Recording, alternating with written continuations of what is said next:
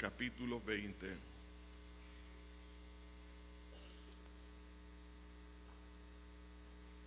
Éxodo 21 dice así: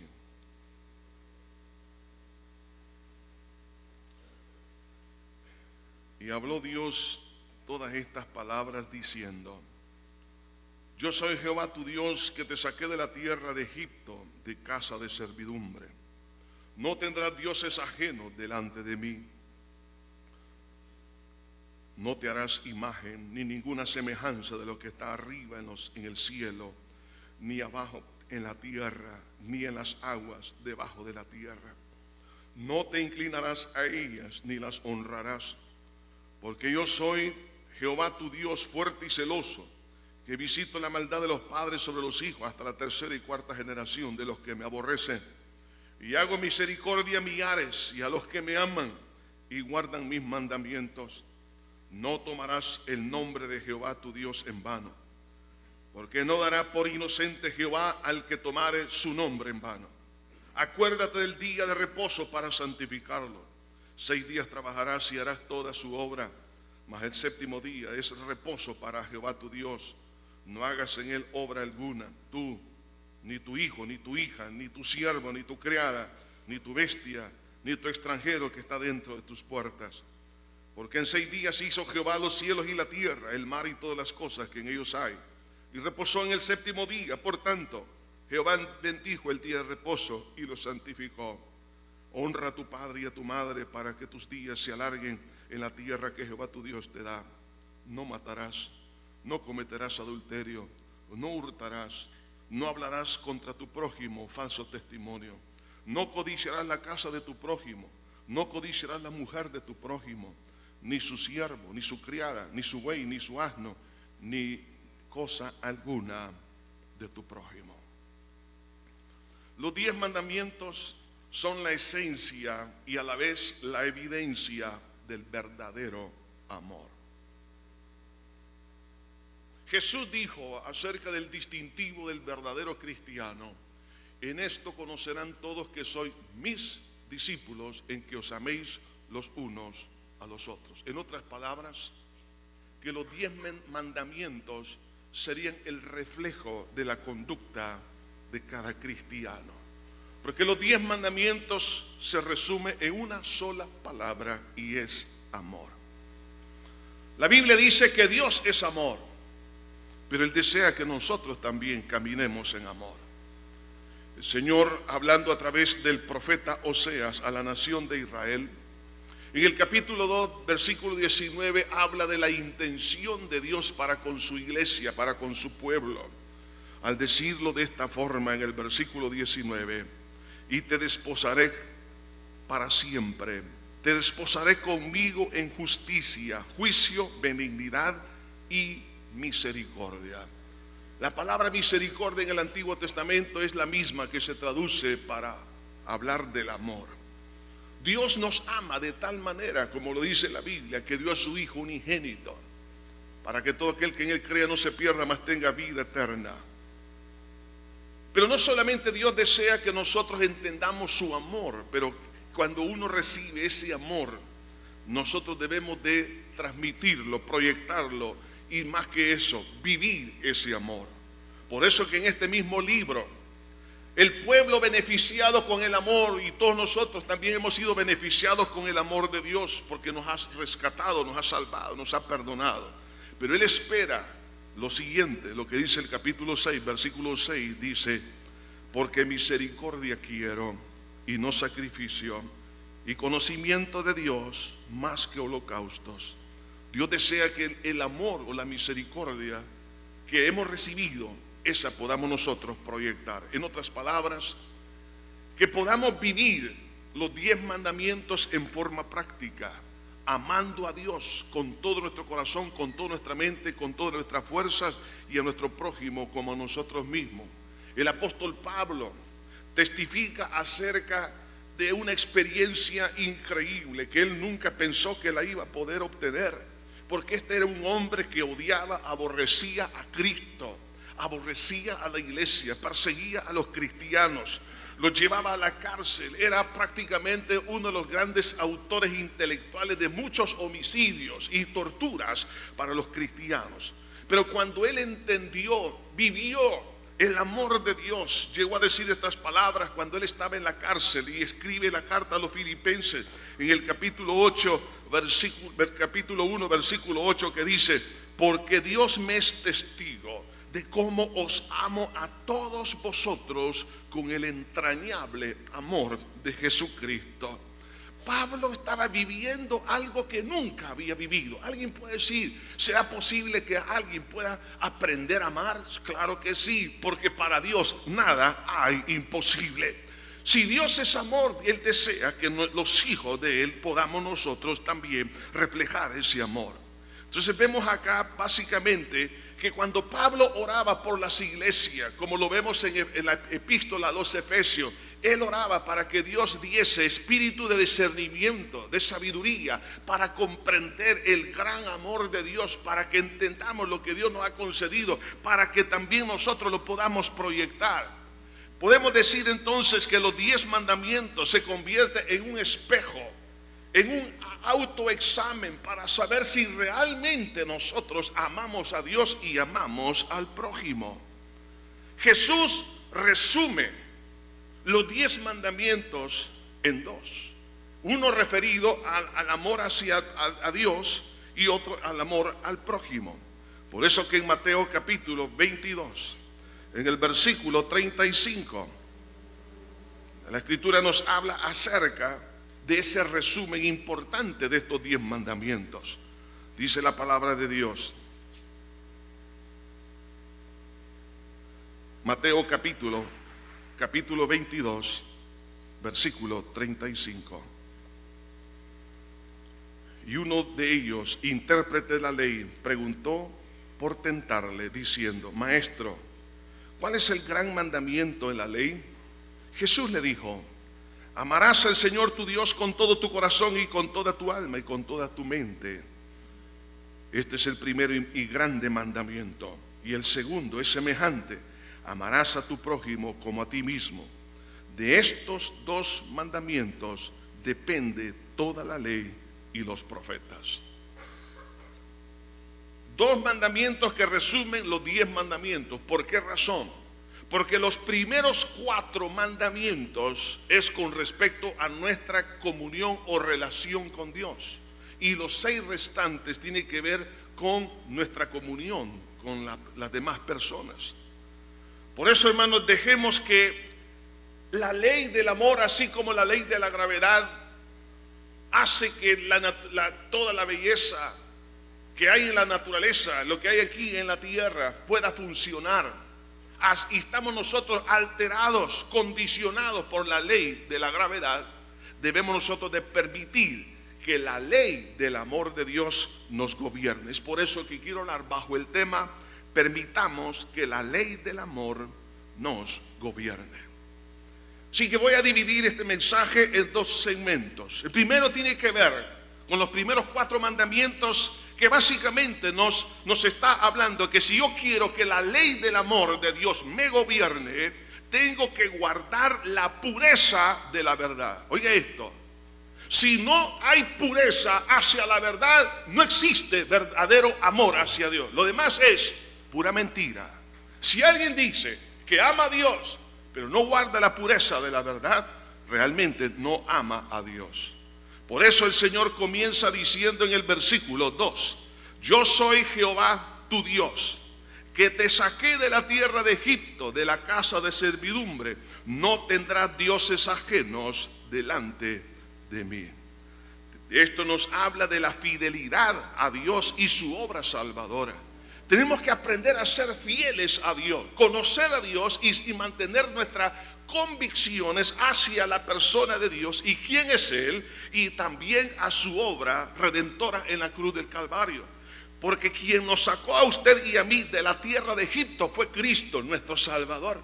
Entonces nosotros, cuando mantenemos esa fidelidad a la doctrina, a la verdad, entonces se refleja realmente el amor hacia Él. Si alguien dice que ama a Dios, pero no está de acuerdo a la revelación de Dios a través de su palabra y va en contra de la doctrina de Dios y niega a Dios y rechaza a Dios y aborrece la obra de Cristo como la única forma de salvación, realmente no ama a Dios. Por eso que los 10 mandamientos es un espejo para que nosotros comprendamos nuestro comportamiento, nuestra conducta y la conducta también de los demás. En otras palabras, el amor es práctico por gratitud. Aquel leproso que recibió sanidad fue el único que regresó a darle gracias a Dios.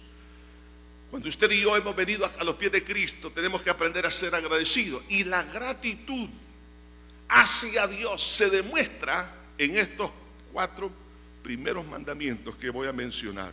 Primero, no tendrás dioses ajenos delante de mí. Eso significa no sustituir a Dios por la mentira.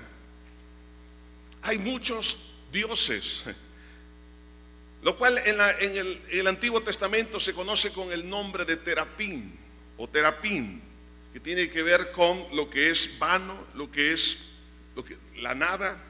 Habla de espíritus, habla de demonios, habla de aquello que es opuesto a Dios. Cuando Dios dice no tendrás dioses ajenos, en otras palabras, no vas a poner una vanidad en tu corazón en lugar de Dios. No vas a poner a un espíritu demoníaco en tu corazón como el rey y soberano de tu vida. Está hablando de no poner aquello que es vano, aquello que es temporal en el lugar que a Dios le corresponde. Si nosotros decimos que amamos a Dios, entonces tengo que demostrarlo y tengo que evaluarme si realmente eso es así. Porque esto implica que tengo que aceptar que nuestro propósito es para ser uno con Dios. El propósito de Dios para con usted y conmigo, para todos en la tierra, en toda la historia, es que seamos uno con el Señor. Y eso significa amar a Dios sobre todas las cosas. Jesús dijo: el que no aborrece a su padre, madre, hijo, mujer por mí, no es digno de mí. En otras palabras, tengo que amar a Dios más que a mis seres queridos. Tengo que amar a Dios más que mi vida. Y tengo que amar a Dios más que las cosas materiales. Porque tarde o temprano el hombre trata siempre de colocar a las personas o las cosas o sus pensamientos, sus ideas, su filosofía en el lugar de Dios. Y consideran a esas personas o esas cosas como Dios. Entonces por eso la Biblia nos exhorta que si yo realmente amo a Dios, no tengo que adulterar la verdad.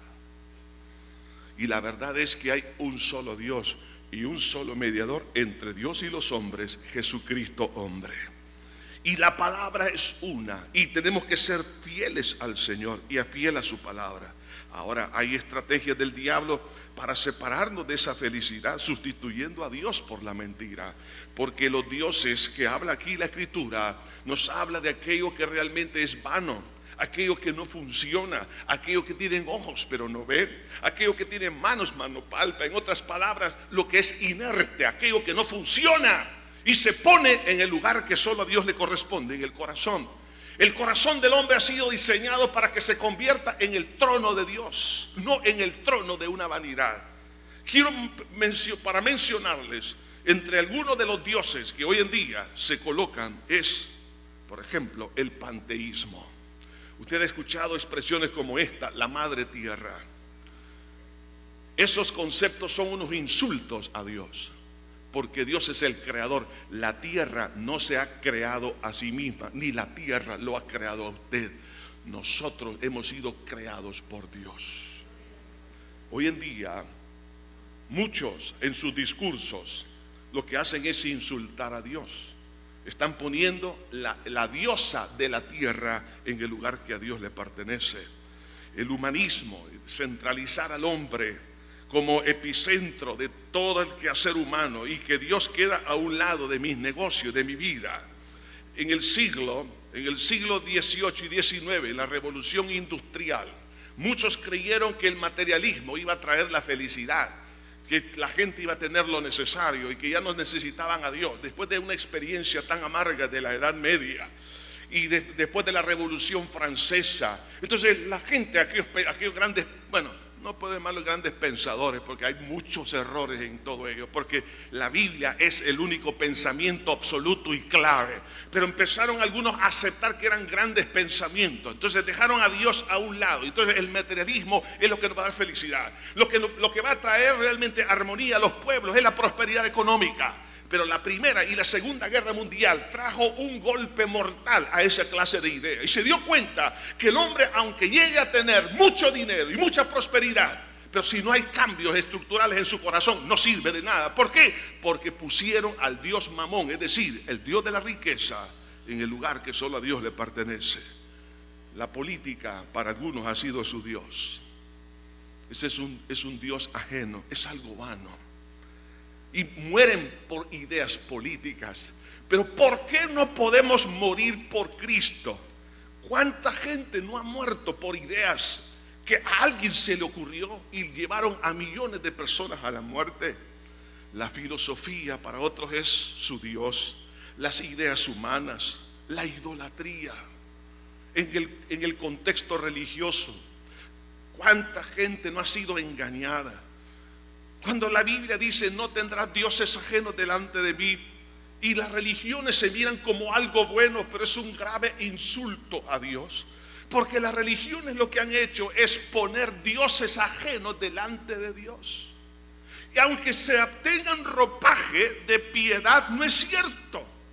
Por eso Cristo, al mirar a los fariseos y a los saduceos, a los escribas, porque ellos interponían sus dogmas, ellos adoraban sus ideas, sus dogmas, y hacían a un lado la palabra de Dios. Aunque por fuera parecían muy piadosos, ayunaban 2 veces a la semana, oraban cada momento, visitaban las casas y oraban, y tenían vestidos blancos para reflejar una supuesta pureza que había.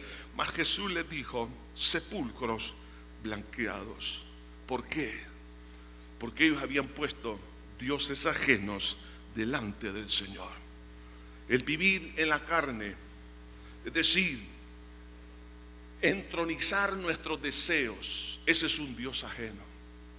Usted y yo no estamos aquí para satisfacer nuestros deseos, sino los deseos de nuestro Padre Celestial. Si la carnalidad está ocupando el trono de nuestra vida, eso es un Dios ajeno. Si su esposa está ocupando ese lugar, sus hijos, o alguien, un novio, está ocupando ese lugar, ese es un Dios ajeno. Y no diga que ama a Dios, porque el que ama a Dios no hace tal cosa. El amor al poder, muchos aman el poder, aman la fama, otros adoran hasta el cuerpo. Hoy en día existe un culto hacia el cuerpo perfecto, como el ideal que tenían los griegos, especialmente los espartanos. Ellos no soportaban que naciera un niño con defectos porque lo mataban.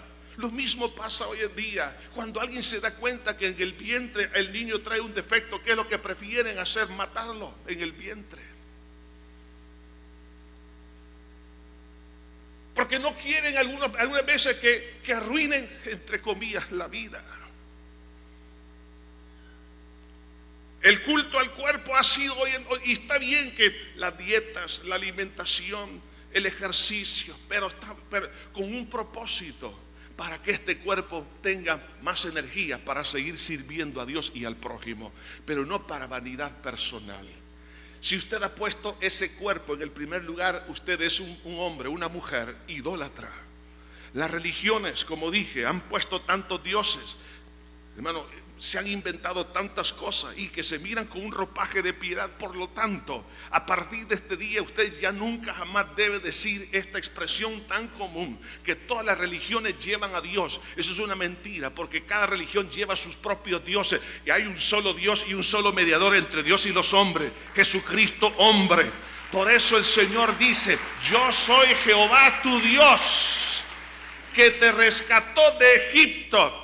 El nombre Jehová significa el que es, el gran yo soy. Jesús dijo: yo soy la resurrección y la vida, el que cree en mí, aunque esté muerto, vivirá. Yo soy el pan de vida, el que come de mí no tendrá hambre jamás. Tenemos que ser fiel a la doctrina. El que no es fiel a la doctrina, no diga que ama a Dios. Segundo mandamiento: no te harás imagen. Es decir, no inventarse religiones para estorbar el camino al cielo. Hay muchos que se han inventado grandes proyectos para llevar a la mayoría al infierno. El Señor Jesucristo, en el capítulo 23 del Evangelio de Mateo, hablándole a los religiosos de aquel entonces sobre esto, les dice en el capítulo 23, versículo 13: mas hay de vosotros, escribas y fariseos hipócritas, porque cerráis el reino de los cielos delante de los hombres, pues ni entráis vosotros ni dejáis entrar a los que están entrando. ¿Cuánta gente religiosa se ha convertido en el peor estorbo para que las masas lleguen a los pies de Cristo? Aunque tengan ropaje y tengan palabras muy piadosas, sin embargo, si esa persona estorba el camino al cielo, oiga lo que dice el versículo 15: hay de vosotros, escribas y fariseos hipócritas, porque recorréis mar y tierra para hacer un prosélito, y una vez hecho, le hacéis 2 veces más hijo del infierno que vosotros. Un discipulado hacia el infierno. Por lo tanto, hermanos, cuando Dios dice: no tendrás dioses ajenos delante de vos, de mis ojos, así es. Y no te harás imagen. En otras palabras, no te vas a inventar religiones o fórmulas para llegar al cielo, porque eso realmente es aborrecible. En otras palabras, le estamos diciendo a Dios: fracasaste con tu proyecto de enviar a tu hijo a morir en la cruz y resucitar de entre los muertos, porque eso no sirve. Lo que sirve es esta fórmula que yo tengo. Eso es un insulto a Dios, un insulto a Cristo, es un desprecio a la sangre de Cristo. Por tal razón, nadie que haga esto puede decir que ama a Dios, aunque lo diga con sus labios, pero con sus hechos lo está negando. No te harás imagen. La palabra imagen en hebreo significa apariencia o sombra. Es que, hermano, el hombre, la única manera de encontrar su libertad está en la verdad. Jesús dijo: conoceréis la verdad y la verdad os hará libres. Pero cuando el hombre se va por las sombras, las apariencias, en otras palabras, la mentira, se queda esclavizado. Por eso dice: no te inclinarás a ella. ¿A quiénes se está refiriendo? A las imágenes. En otras palabras, poner la fe en la idolatría, poner la fe en esas sombras, en eso que aparenta ser. Usted y yo no estamos aquí en esta tierra para formar parte de un experimento de conejillos de indias. Usted y yo tenemos que caminar en los valores absolutos de la palabra de Dios, no en las sombras. Si alguien está presentando sombra o cosas que parecen pero que no son, por eso la Biblia dice que tú sí sea sí y que tú no sea no, porque Dios así es, lo que Él dice así es. Entonces nosotros no tenemos por qué sustituir lo absoluto por el relativismo, el posmodernismo. Eso es lo que presenta. Es la sombra. Lo que está presentando son ideas, son cosas que no son sustanciales. Que la gente se vaya detrás de todo eso. Vemos a una Europa, vemos a Estados Unidos, vemos a muchas partes, muchas naciones yéndose por el laicismo. No quieren nada con Dios, quieren tener una vida relativa. Lo que sea bueno para ellos, eso es lo bueno. Para ellos es la medida de la moralidad. Hermanos, no es así. La palabra de Dios es clara, es contundente. Los valores absolutos están permanentes y es tan poderosa que el Señor dijo: el cielo y la tierra pasará, mas mi palabra no pasará. Pregunto, si alguien se está yendo por el posmodernismo, ¿ama a Dios? No lo ama. No sea mentiroso, señor ni señora.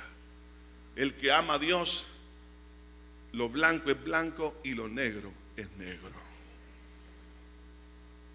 No te inclinarás a ellas. Es decir, que cuando una persona se inclina ante esta sombra, es decir, al error, a la mentira, el sustituir la verdad por la apariencia de verdad, ocurre un fenómeno espiritual que Pablo, inspirado por el Espíritu Santo en la primera epístola a los Corintios, capítulo 10, dice: lo que los gentiles sacrificaron, no lo sacrificaron a los ídolos, sino a los demonios. Y no quiero pues que os hagáis partícipes con los demonios. Cada vez que una persona se inclina ante una imagen, se está sometiendo y dependiendo, oiga esto, de los demonios. Cada vez que una persona invoca el nombre de un santo, está invocando a los muertos, porque cree que los muertos tienen más poder que el único mediador, que es Cristo el Señor. ¿Por qué no se invoca el nombre de Dios? Por eso Dios dice, y Dios nos invita: clama a mí, dice Dios. No clamar a un santo, porque los santos, oiga esto, esos seres humanos que ya fallecieron, no tienen potestad por parte de Dios para tener alguna actividad en la esfera humana. Están en dos lugares, o uno de los dos lugares, en el cielo o en el infierno, porque el único que va a decir que es santo es Dios. Pero cuando alguien invoca a un santo, lo que está invocando es a un muerto. Y el Señor dice en Deuteronomio capítulo 18 versículo 9: cuando entres a la tierra que Jehová tu Dios te da, no aprenderás a hacer según las abominaciones de aquellas naciones. No se ha hallado en ti quien haga pasar a su hijo o a su hija por el fuego, ni quien practique la adivinación, ni agorero, ni sortílego, ni hechicero, ni encantador, ni adivino, ni mago. Oiga esto, ni quien consulte a los muertos. Mucha gente se inclina ante las imágenes. Eso es lo que está haciendo, es consultar a un muerto, pedirle a un muerto que le ayude. Usted y yo no necesitamos a un muerto, lo que necesito es a un Cristo vivo que intercede por mí mañana, tarde y noche. Cuando alguien hace esto, la Biblia lo dice, no lo digo yo. Dice el apóstol Pablo: no quiero que os hagáis partícipes con los demonios. Por eso que hay muchas personas que quedan bajo el gobierno de los demonios, porque están invocando a los demonios. Y las consecuencias, la persona las va a pagar en vida y las va a pagar a nivel de la familia. Dice el versículo 5: no te inclinarás a ellas. No te inclinarás a ellas ni las honrarás. Digo así con todo respeto y amor, sin ánimo de ofender. No es mi propósito esto. Mi propósito es que usted mantenga la libertad. Es guiarlo por la palabra hacia donde está la fuente de agua de vida. Si usted todavía se inclina ante una imagen, usted le está bofeteando el rostro de Cristo, porque le está diciendo a Jesús: tú fracasaste, apártate, este santo me va a ayudar. Pero vea lo que dice: no te inclinarás a ellas ni las honrarás, porque yo soy Jehová tu Dios, fuerte y celoso, que visito la maldad de los padres sobre los hijos hasta la tercera y cuarta generación de los que me aborrecen, y hago misericordia a millares y a los que me aman y guardan mis mandamientos. ¿Cuál es el mandamiento que Dios quiere que guardemos? Es que no vamos a tener dioses ajenos y tampoco imágenes. Sean estas, hermanos, de carácter religioso, imágenes también de carácter mental, ídolos que se han establecido en el corazón, cosas, hermanos, que en la vida Dios nos ha dado y las empezamos a adorar. Adorar el dinero, adorar la vida, adorar, hermanos, pero no adoramos a Dios. Todas estas cosas, ¿qué es lo que sucede? Trae consecuencias sobre los hijos, sobre los nietos, los bisnietos y tataranietos. Pregunto, ¿quiere usted maldición sobre ellos? No. Porque Dios no quiere que la familia sufra. Pero lo que está diciendo Dios: hijo, ¿no te das cuenta que al cambiarme a mí por los demonios, tú le estás entregando la administración de tu familia a los demonios y a las naciones enteras? ¿Cuántas naciones no están entregadas a los demonios a causa de la idolatría? Por eso miramos naciones, hermanos, sumergidas en el caos. Dios no quiere eso. Pero el hombre lo que hizo fue despreció, le sacó tarjeta roja a Dios por tener otros ídolos e inclinarse a las imágenes. Tercer mandamiento: no usar el nombre de Dios en vano. Versículo 7: no tomarás el nombre de Jehová tu Dios en vano, porque no dará por inocente Jehová al que tomare su nombre en vano. En otras palabras, significa no engañar, ocultando el error como si fuera autorizado por Dios. Mucha gente ha hecho abuso de esto. Por ejemplo, aún en la vida de la iglesia, algunos haciendo uso de una supuesta profecía o algún don, imitando algunos de los dones del Espíritu Santo, empiezan a profetizar en el nombre de Dios, y Dios no ha dicho nada. Cuando la Biblia habla aquí, dice: no usarás el nombre de Jehová tu Dios en vano. La palabra vano en hebreo significa destruir, aniquilar, corromper. En otras palabras, aquel que corrompe lo puro, lo santo, aquello que se usa como una excusa para promover ideas personales, proyectos personales. De hecho, la raíz de esta palabra hebrea significa, oiga esto, persecución religiosa o conversiones forzadas. A lo largo de la historia tenemos, por ejemplo, muchos movimientos religiosos. En la Inquisición en la Edad Media, ¿cuántos murieron en nombre de Dios? Por eso, en el tiempo de la Revolución Francesa, al ver tanto abuso y tanto error y tanta mentira, ellos dijeron: la verdad que la religión lo único que nos ha hecho es dañarnos. ¿Por qué? Porque usaron el nombre de Dios en vano y creyeron que Dios era así. Vemos las persecuciones de los cruzados. Vemos hoy en día la matanza que está habiendo en el norte de Irak, en nombre de Dios, haciendo masacres. ¿Ustedes creen que eso es amar a Dios? No lo es. Vemos a aquellos que van con bombas en su cuerpo y dice: y que se van a inmolar, matando a los infieles, porque de esa manera es el camino más rápido para ir al cielo, porque estoy agradando a Dios. No es cierto. Usan el nombre de Dios, pero no es Dios quien los manda a hacer esto. Por eso que, hermanos, muchos han tenido la confusión y algunos se decepcionan y abandonan los caminos de Dios.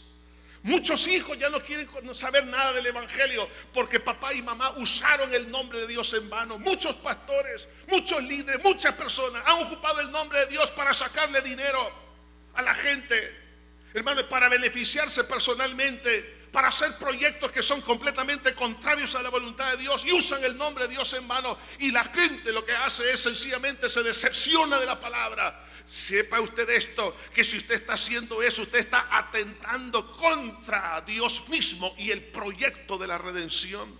No se da cuenta que usted está cayendo en lo más vil.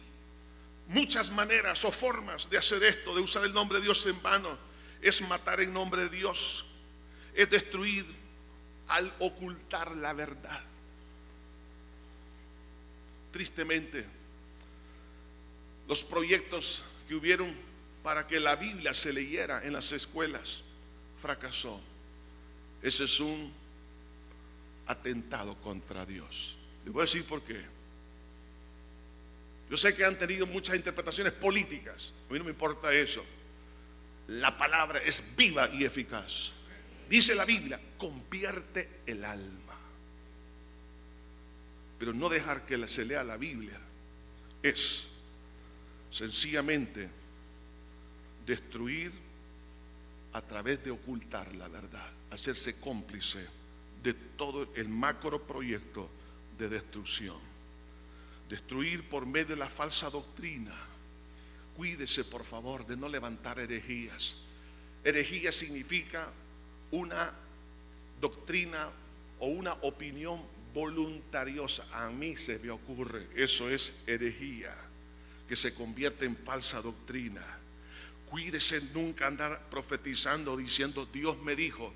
Hay que ser realmente transparente. Si usted quiere darle una opinión a alguien, désela. Esta es mi opinión, yo así creo, así siento, a mí me parece, pero nunca diga Dios me ha dicho. Porque si usted usa el nombre de Dios en vano, usted se está metiendo en graves problemas. Yo he tenido que estar en algunos momentos mediando con algunas personas porque han tenido problemas en este sentido. Se han quedado resentidos con Dios porque las profecías de algunas personas. Por eso, hermano, mire, usted y yo no andemos siguiendo los dones. Las señales nos van a seguir a nosotros, así dice la Biblia. Estas señales seguirán a los que creen. Antes, como usted iba donde la pitonisa, que le tiraran las cartas, que le dieran la bola de cristal, le dieran el café, le dieran hasta la planta de los pies. Ahora en el evangelio, entonces quieren dar que le tiren, le adivinen o que le dirijan su vida. ¿Acaso no dice la Biblia que lámpara es a mis pies y lumbrera tu camino? Es la palabra. El Espíritu Santo nos va a guiar a toda verdad. Pero hay personas que se cansan de esta predicación. Si usted se cansa, lo siento mucho, pero tengo que decirle lo que tiene que oír. Si usted no quiere obedecer, usted tendrá sus propias consecuencias. La iglesia tiene que caminar por donde tiene que caminar, no como otro dice. Lo que dice Dios es lo que importa. Muchos he tenido que, aún en fallecimientos, me han dicho, la familia doliente, pastor, estoy resentido con Dios. ¿Y por qué? Le digo, porque a mí me profetizaron que este familiar no iba a morir. Digo, miren, Dios no le ha fallado. Hable con esa supuesta profetisa y tráigamela, dije yo. ¿Por qué? Porque ha usado el nombre de Dios en vano. Usted no esté consolando, diciendo que Dios le va a dar más vida. ¿Qué tal si Dios se lo quiere llevar ahora? No ande diciendo locuras. Sí, y a algunos les encantan esas locuras. Lo que tiene que hacer sencillamente es lo que Dios le ha puesto en su corazón. Si usted no sabe, no diga nada. Pero muchos se han resentido con Dios. Otros que le han dicho que te vas a casar con fulano y este se casó con otra. No ande hablando locuras y no use el nombre de Dios en vano. Eso se da en la iglesia. Hay otros dicen hoy en día, a través de este movimiento de los profetas y de los apóstoles, que Dios me ha revelado y Dios me ha dicho, me ha dado una nueva doctrina. Mentiroso. La doctrina ya está escrita desde Génesis hasta Apocalipsis. Pero a muchos les encantan estas cosas y usan el nombre de Dios en vano. Dios me reveló en el monte. ¿Cuál monte? A ver, que ya es el monte que se puso. ¿Entiende? No tiene nada que ver. Aquí está la palabra de Dios. Es viva y eficaz. Y algunos quieren escuchar otro evangelio. ¿Pero para qué? Lo que pasa es que algunos ya se cansaron del maná. En la mañana, en la tarde y en la noche. Ese maná es Cristo. Algunos ya no quieren oír a Cristo. Ya no quieren oír a Cristo ya esté crucificado. Ya no quieren oír al Cristo que resucitó. Ya no quieren oír que Cristo viene. Lo que les importa es que les hablen, que les va a ir bien en su pecado, que les hablen de positivismo, que les hablen que van a ser prósperos y van a lograr grandes éxitos. Lo que quieren es promoción al culto de la personalidad. Basura. No saben que la carne para nada aprovecha y es enemistad con Dios y no se sujeta ni tampoco puede. ¿Por qué? Porque hemos puesto nuestra vida, nuestro corazón como un ídolo delante de Dios, y todo ídolo está destinado a ser destruido. No usarás el nombre de Jehová tu Dios en vano. ¿Por qué? Entre las consecuencias, vea lo que dice este versículo, que no dará por inocente. ¿Qué significa eso? La palabra hebrea significa que no va a quedar absuelto, que no va a quedar impune, que no quedará sin castigo. Cuidado. Si usted usa el nombre de Dios en vano, no quedará sin castigo. Cuarto mandamiento: santificar el día de reposo. Es decir, cuando usted y yo estábamos en el Egipto espiritual, es decir, en la perdición, muertos en delitos y pecados, mas Cristo nos sacó de las cadenas y nos lleva hacia aguas de reposo. Lo que en Génesis, en el primer capítulo, habla que Dios creó el cielo y la tierra en 6 días y el séptimo descansó. El día séptimo es símbolo o una sombra del reposo espiritual que hemos entrado a través de la fe en Cristo Jesús. Por eso en el libro de los Hebreos capítulo 4 dice la Escritura: temamos pues, no sea que permaneciendo aún la promesa de entrar en su reposo, algunos de vosotros parezcan no haberlo alcanzado. Porque también a vosotros se os ha anunciado la buena nueva como a ellos, pero no les aprovechó el oír la palabra por no ir acompañada de fe en los que la oyeron. Pero los que hemos creído entramos en el reposo. Si usted sigue leyendo todo este capítulo, ¿a qué se refiere el reposo? Se está ocupando la figura o la simbología del día sábado, el séptimo día, refiriéndose a el reposo espiritual que usted y yo ya tenemos, por cuanto Dios hizo una nueva creación en nosotros. Hemos sido creados en Cristo Jesús. En Génesis Dios hizo los cielos y la tierra. Pero voy a decir esto: eso es algo hermoso, poderoso. No le entendemos la maravilla de la creación del universo, pero más grande es la creación de la criatura en Cristo Jesús. Más grande es lo que Dios ha hecho en nosotros. Entonces usted y yo entramos en el descanso, en el reposo de Dios. O sea, cuando Dios nos dice que hemos de santificar el día de reposo, significa que si yo he sido beneficiado, Dios ha trabajado en mí, me ha perdonado, me ha restaurado y sigue trabajando. ¿Qué es lo que tengo que hacer? Dedicar mi vida a Dios y por su obra salvadora. Eso es lo que me pide, que lo santifique, que lo dedique, que yo pueda apartarme, en otras palabras, que le dé preeminencia a mi edificación espiritual, que busque a Dios, que le dé tiempo a Dios, que Dios sea lo primero y lo último en mi vida. Si Dios ha hecho una creación en mí, en Cristo Jesús, entonces yo tengo que dedicarle mi vida al Señor. Cuando la suegra de Pedro fue sana, ella no se fue al salón de belleza. Ella se fue a la cocina para prepararle una comidita al Señor Jesús. Se fue a servir porque entendió que su milagro era para servir a Jesús. Hermanos, nosotros tenemos que entender que si Dios me ha salvado, me ha perdonado, mi vida es para Él. Por lo tanto, santificar el día de reposo implica básicamente dedicar a Dios nuestra vida. Implica darle prioridad a Dios, darle prioridad a la edificación espiritual y a su obra, al servicio, dedicarle a Dios todo, que nuestra vida esté completamente dedicada, no un día solamente, sino los 7 días de la semana, los 365 días del año. Señor, mi vida es tuya, yo y mi casa serviremos a Jehová. Eso es santificar, eso es lo que Dios quiere. Pero quiero decirles que hoy en día muchos cristianos se molestan porque le dan miserablemente 30 minutos de oración a Dios. Eso no es santificar. Hermanos, pregunto, estimado caballero, con 30 minutos de enamoramiento, a la que fue su novia, ¿la hubiera conquistado para ser su esposa? Si hemos invertido tiempo para hacer negocios, en reuniones de trabajo, con juntas directivas y haciendo tantas cosas, pero ¿por qué a Dios no le damos la prioridad? ¿Por qué no le damos las primeras horas antes del amanecer? ¿Por qué no podemos? ¿Por qué algunos están en el culto con el reloj? ¿Y a qué hora va a terminar el pastor? Váyase mejor. De verdad. ¿Sabe por qué? ¿A qué ha venido? Algunos vienen con su teléfono celular, su iPad, y están chateando y están buscando otras cosas. ¿A qué viene? Mejor váyase a tomarse un cafecito con una semita, una quesadilla. Quédese tranquilo. Cuando le haya amanecido, véngase.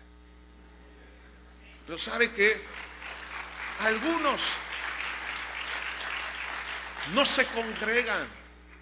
Y si se congregan, bien, después de 30, 40 minutos iniciado el culto, para ellos es suficiente. Hay algunos, y les voy a decir esto, porque yo los he visto, desde aquí los veo a todos, que vienen 15 minutos antes de terminar la predicación. No me venga a quitar entonces espacio al estacionamiento.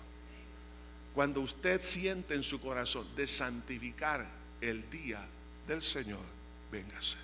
¿Qué significa eso?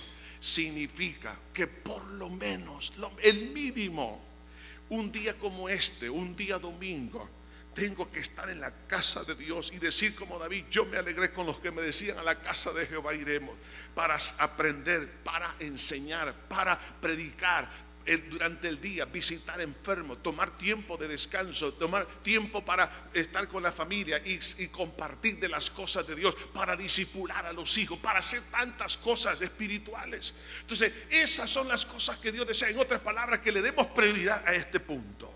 Ahora, estos 4 mandamientos, oiga esto, reflejan que alguien llega a amar a Dios. El que cumple estos 4 mandamientos está resumiendo las palabras que Jesús dijo: amarás al Señor tu Dios con todo tu corazón, con toda tu mente y con todas tus fuerzas. Si alguien no está haciendo estas 4 cosas, no está cumpliendo con estos primeros 4 mandamientos, no diga que ama a Dios. Estamos fallándole a Dios. Quisiera tener más tiempo para hablarle de los 6 mandamientos que restan, pero ya no tengo tiempo. Pero qué triste, hermanos, cómo hemos llegado a despreciar a Dios por las cosas relativas, lo que nos sirve. Si nosotros llegamos a comprender que este autoanálisis de estos primeros 4 mandamientos me hace ver a mí que yo no estoy amando a Dios. ¿Por qué? Porque tengo dioses ajenos aquí adentro. 2, me estoy inclinando, es decir, me estoy sometiendo a dioses ajenos. Estoy usando el nombre de Dios en vano, me ando inventando cosas que Dios no ha dicho y no estoy consagrando mi vida a Dios.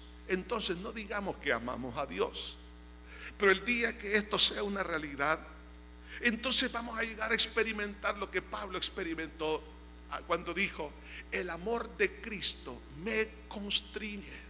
Os amo, dice, con el entrañable amor de Jesucristo. ¿Por qué no puedo amar a mi prójimo? Porque si no puedo amar a la persona más dulce que Dios, ¿cómo voy a amar a alguien que es tan amargo como mi prójimo? Si no puedo amar al Dios amoroso, justo y verdadero, ¿cómo puedo amar a una persona con grandes defectos como yo los tengo también? Por eso, hermanos, tenemos que ser claros. Dios desea que caminemos en la ley del amor. Cuando la ley del amor llega entonces a gobernar, entonces Pablo dijo estas palabras: que ante tales cosas, cuando habla del fruto del Espíritu, no hay ley. ¿Por qué? Porque es una persona invencible.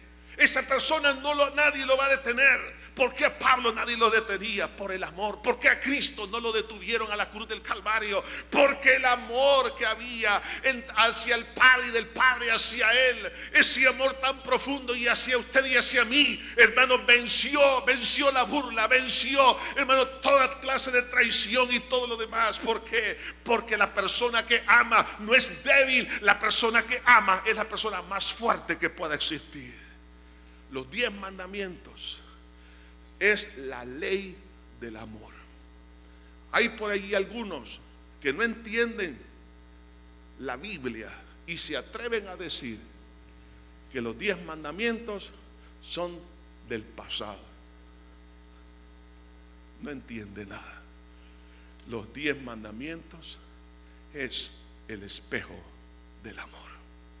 Y Jesús lo resumió para que quedara claro: amarás a Dios con todo tu corazón, con toda tu mente y con todas tus fuerzas, y a tu prójimo como a ti mismo. Jesús no los estaba desautorizando, lo que estaba haciendo era resumiéndolo. ¿Para qué? Para que entendiéramos que debo de caminar en la ley del amor. Si el esposo camina en la ley del amor, el hijo, la esposa, el compañero de trabajo, los ciudadanos, caminamos en la ley del amor, piense cómo sería este país, hermano. Hermoso. Gente desconocida, te invito a almorzar, vente conmigo, vamos acá. Pero hoy no se puede, porque hay demasiada traición, hay demasiada, hermano, personas que se han vuelto en contra de Dios. Y el volverse en contra de Dios es volverse en contra del prójimo. Y no habrá verdadero reconcilio entre nosotros si primero no reconciliamos, es decir, si no amamos a Dios con todo nuestro corazón. Oremos. Señor, te damos infinitas gracias por tu misericordia. Te amo, Jesús. Tu presencia es lo más dulce que pueda haber. Tu espíritu nos llama, Señor. Nos llama a una comunión contigo, Jesús. Señor, te pido para gloria de tu nombre que tú puedas redarguir el corazón de la iglesia, que decimos que te amamos, pero cuando lo examinamos a la luz de los mandamientos, quedamos muy por debajo, Señor. Perdónanos, Señor. Hermano, hermana, ahí donde está, pidámosle perdón a Dios por ser mentirosos. Dios mío, venimos delante de ti. Hemos querido engañarnos a nosotros mismos, pero la verdad no se puede ocultar. Tu palabra es la verdad.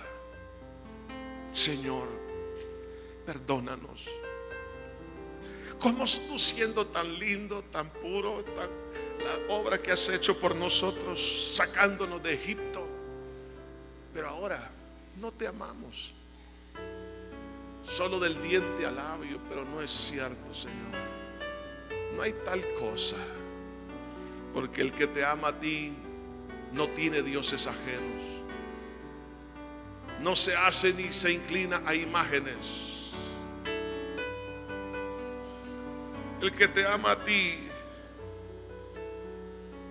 no usa tu nombre en vano. El que te ama a ti se consagra a ti y vive para ti, y todo su ser vive para ti, Señor. Señor, redargúyenos. Y te pido que un dolor profundo del espíritu pueda confrontarnos y llevarnos, Señor, a un verdadero parto del espíritu, donde podamos dar a luz ese amor que tú quieres que tengamos. Señor, redargúyenos, atrápanos con tu amor, Señor. Ayúdanos, Jesús. Padre, perdona, Jesús. Perdona toda vanidad, toda vanagloria, toda prepotencia, todo orgullo. Todo eso es reflejo de dioses ajenos en el alma. Perdona, Señor, por creernos que estamos haciendo cosas correctas cuando no las estamos haciendo, Señor. Perdónanos por darte la miseria y no el todo. Señor, perdónanos, Señor. En Cristo Jesús lo pedimos todo. Amén. Que Dios me lo bendiga, hermanos.